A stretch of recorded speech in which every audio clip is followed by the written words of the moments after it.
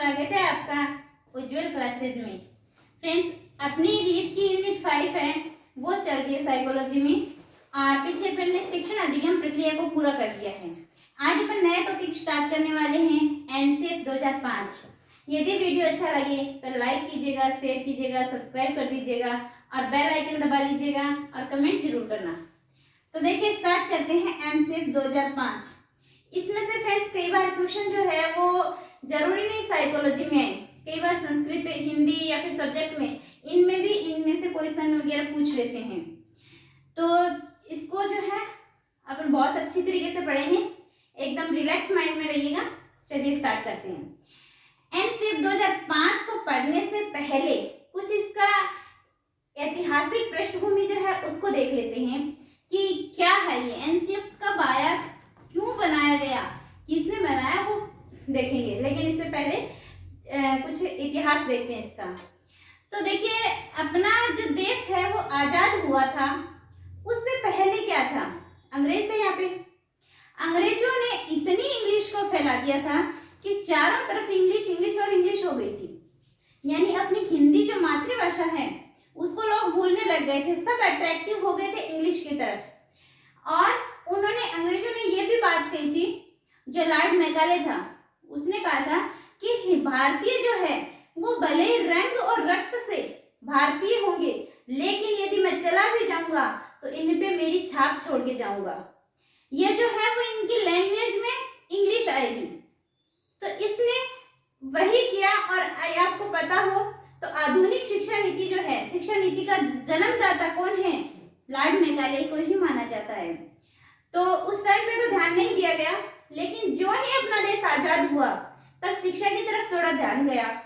तब देखा गया कि लगभग 8 से 11% लोग जो है वो शिक्षित हैं और शिक्षा की स्थिति बड़ी दयनीय है। तो जो अपनी मातृभाषा है उसका तो कहीं नामो निशान भी नहीं रहा, सिर्फ बोलचाल की लैंग्वेज में जो होनी चाहिए। शिक्षा देनी है तो किसमें, इंग्लिश में। तो चारों तरफ इन अंग्रेजों ने तो इंग्लिश फैला रखी है, चारों तरफ इंग्लिश। तो उन्होंने थोड़ा ध्यान दिया और आयोग बनाने शुरू किए, कुछ कमीशन गठित किए।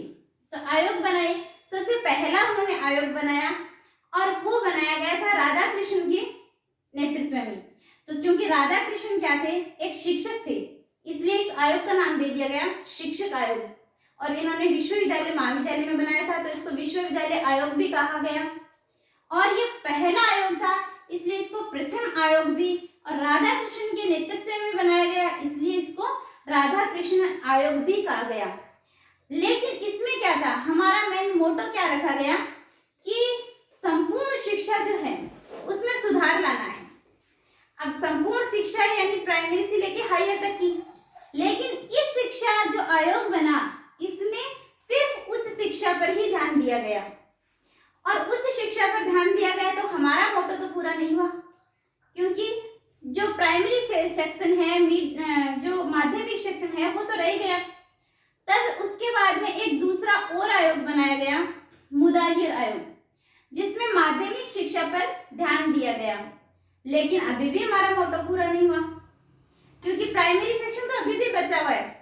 तो इसके बाद में एक और आयोग गठित किया गया और जिसका नाम रखा कोठारी आयोग, जो भारत में शिक्षा जगत में क्रांति ला दी थी, जो राष्ट्रीय स्तर पर एक शिक्षा की जगत में एक लहर आ गई थी। इसने ध्यान दिया मातृभाषा पर भी। तो इसको जो है भारत में, क्योंकि इसका बहुत महत्वपूर्ण योगदान रहा, इसलिए इसको भारतीय आयोग भी कह सकते हैं, राष्ट्रीय शिक्षा आयोग भी कह सकते हैं। और इसी ने ही ध्यान दिया था कि त्रिभाषा फॉर्मूला लागू करना चाहिए, यानी इंग्लिश जो है वो अंग्रेज छाप छोड़ के गए हैं, उसको सेकंड लैंग्वेज अपनाई जाए।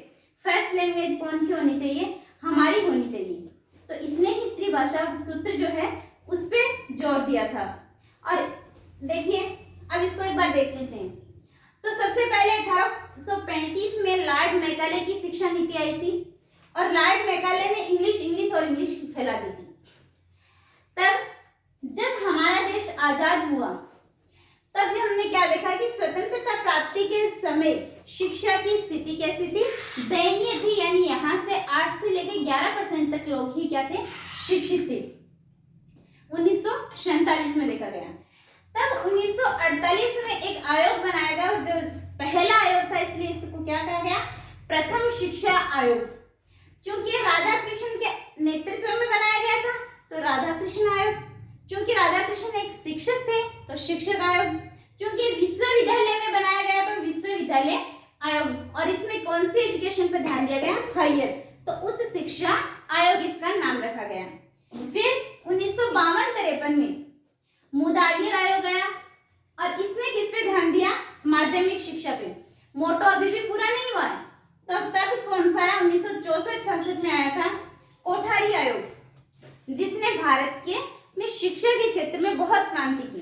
तब इसका नाम रख दिया गया भारत शिक्षा आयोग या फिर राष्ट्रीय शिक्षा आयोग। और इसी के अंतर्गत जो फॉर्मूला था 10+2+3, ये इसी में ही लागू किया गया था, 10th 12th और ग्रेजुएशन। और इसी में ही कौन सा त्रिभाषा जो फॉर्मूला है वो भी इसी के अकॉर्डिंग लागू किया गया था। तो ये चीजें सिंपली ध्यान रखिएगा, ये वाली सन कई बार पूछ ली जाती हैं। इसके बाद में कोठारी आयोग की सिफारिश पर कुछ और जो कमेटियां गठित की गई वो देखते हैं। चलिए, इसके बाद में देखिए, कोठारी आयोग की सिफारिश पर 1968 में स्वतंत्र भारत की प्रथम शिक्षा नीति बनाई गई थी। स्वतंत्र भारत की प्रथम शिक्षा नीति कब बनाई गई, 1968 में बनाई गई। और 1975 में प्रथम एनसीएफ बनाया गया था, जिसको नाम दिया गया एनसीएफ 1975, और एनसीईआरटी के द्वारा तैयार किया गया, जिसकी स्थापना कब हुई थी, 1961 में हुई थी। और 1976 में शिक्षा को समवर्ती सूची में शामिल किया गया, यानी केंद्र और राज्य दोनों जो सरकार है उनका अधिकार हो गया। इसके बाद में 1968 में प्रथम शिक्षा नीति बनी थी स्वतंत्र भारत की, और उसमें 1978 में क्या हो गया, संशोधन किया गया। तो संशोधित राष्ट्रीय शिक्षा नीति 1978 में बनाई गई थी। इसके बाद में तो यही हुआ कि बनी और संशोधन, बनी संशोधन, यही चलेगा, देखना। फिर 1975 में जो एनसीएफ बनाया गया, उसमें एनसीएफ जो है उसका एक भाग तैयार कर लिया गया था, कब, 1984 में। इसके बाद में देखिए, दूसरी शिक्षा नीति बन गई 1986 में, और एनसीएफ दूसरा एनसीएफ बन गया था 1988 में। इसके बाद में फिर से संशोधन हुआ 1992 में। तो इस शिक्षा नीति में फिर से संशोधन कब किया गया, 1992 में किया गया। तो इसके बाद में देखिए, इसमें ये चला कि शिक्षा नीति बनी, संशोधन हुआ, बनी, संशोधन हुआ, बनी, संशोधन हुआ, यही चला। लेकिन ये वाली डेट्स जो है वो ज्यादा इंपॉर्टेंट नहीं है, डेट जो याद रखनी है वो एक तो पीछे जो बताई है वो वाली डेट याद रखनी है, और इसके बाद में एक तो 1986 वाली, और ये दूसरी शिक्षा नीति जो बनी थी, वर्तमान जो शिक्षा नीति है वो इसी पर आधारित है। वर्तमान की शिक्षा पद्धति इसी पर आधारित है। अब तो नई शिक्षा नीति आ गई है और लागू भी कर दी गई है। तो ये वाली जो है याद रखनी है। एक तो 1992 में संशोधित राष्ट्रीय शिक्षा नीति बनाई गई थी, पीओए की फुल फॉर्म आपको पता होगी, प्रोग्राम ऑफ एक्शन। फिर पीओए के दौरान पाठ्यक्रम में 3 शब्द जोड़े गए थे, ये इंपॉर्टेंट है। 3 शब्द कौन कौन से जोड़े गए थे, लचीलापन, गुणवत्ता और प्रासंगिकता। इसको सिंपली याद रखना है, ये डेट ज्यादा महत्वपूर्ण नहीं है, बस सिंपली ध्यान होना चाहिए कि स्वतंत्र भारत की प्रथम शिक्षा नीति बनाई गई पहले, उसके बाद में उसमें क्या हुआ, एनसीएफ जो प्रथम है वो तैयार किया गया था, और फिर 1976 में शिक्षा को समवर्ती सूची में शामिल कर लिया। उसके बाद में 1978 में संशोधन हुआ, फिर 1986 में दूसरी शिक्षा नीति बनी, फिर 1992 में फिर से संशोधन हुआ। तो ये सिंपली आपको एक तो ये ध्यान रखना है कि 3 शब्द कौन कौन से जोड़े गए, लचीलापन, गुणवत्ता और प्रासंगिकता। चलिए कुछ और,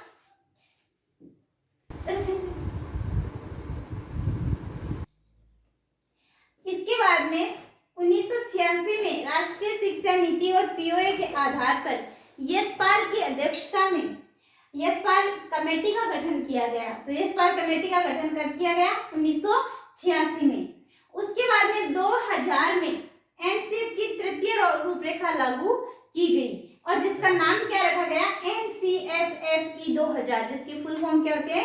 national curriculum framework of school education 2000। ये जो नेम है वो मैं पहले बता चुकी हूँ। NCFSE 2000 इसका नाम रखा गया। इसके बाद में 2004 में NCFSE की समीक्षा बैठक की गई, और किसकी अध्यक्षता में की गई? तो प्रोफेसर यशपाल की अध्यक्षता में की गई। और NCF 2005 जो है उसको यहाँ पे आकार दिया गया है, यानी ये थी उसकी पीछे का इतिहास। और अब यहाँ पे जाके आया है NCF 2005 हमारे सामने, जो हमको पढ़ना है। तो देखिए NCF 2005, इसका आरंभ कहाँ से हुआ?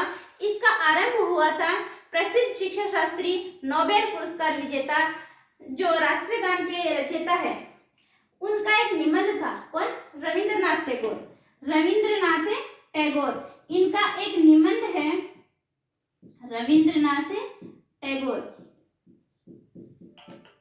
इनका निबंध था सभ्यता और संस्कृति। कौन सा निबंध था? सभ्यता और संस्कृति। इसके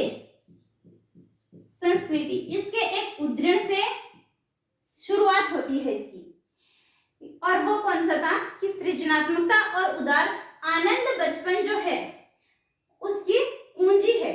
सृजनात्मकता और उदार आनंद बचपन की पूंजी है, और ना समझ वयस्क से इसको खतरा है। ना समझ जो वयस्क संसार है इसको खतरा है। इसका मतलब क्या है कि बच्चा जो है वो खेलने कूदने के दिन होते हैं, उसके मतलब नेचुरल रूप से डेवलप हो रहा है, लेकिन उसको क्या है अपन बोझ लाद देते हैं, किताबों का बोझ। तो वो क्या है? ना समझ संसार है। वयस्क चाहता है कि मेरा बच्चा ये पढ़ ले, ये सीख ले, मेरे जितना अभी कर ले। यानी बच्चे को छोटा है, लेकिन उसको जो खेलने कूदने के दिन है उस टाइम पे उसको उस पर रोक लगा दी जाती है। तो ना समझ वयस्क जो है उससे क्या है? विकृति को खतरा है। तो ये अपन इसका प्रारंभ जो है वो स्टार्ट करेंगे, वो अगले वीडियो में देखेंगे। इसको एक बार फिर से देख लीजिएगा कि राष्ट्रीय शिक्षा नीति और POA के आधार पर यशपाल कमेटी का गठन कब किया गया? तो 1986 में किया गया। NCF की तृतीय रूपरेखा लागू की गई थी 2000 में, जिसका नाम रखा गया था NCFSE 2000। और 2004 में NCFSE की समीक्षा बैठक की गई, जिसका जो अध्यक्षता किसने की थी? प्रोफेसर यशपाल ने की थी। NCF 2005 को इसी में ही आकार दिया गया था, यानी यहाँ से इसकी स्टार्टिंग होती है। और इसका जो मुख्य उद्देश्य क्या था? शिक्षा बिना बोझ की। और NCF 2005 का आरंभ किससे होता है? रविंद्रनाथ टैगोर का निबंध है सभ्यता और संस्कृति, इससे इसका आरंभ होता है। तो ये अपन करेंगे नेक्स्ट वीडियो में, और नेक्स्ट वीडियो में अपन NCF को पूरी डिटेल से चर्चा करेंगे। और इस वीडियो में इतना ही। थैंक यू फ्रेंड्स, मिलते हैं नेक्स्ट वीडियो में। यदि आपको वीडियो अच्छा लगा है तो कमेंट करके बताइएगा, और यदि इस चैनल पर नए हो तो चैनल को सब्सक्राइब कर लीजिएगा, बेल आइकन दबा दीजिए ताकि हर नोटिफिकेशन आपके पास पहुंच जाए। Thank you friends.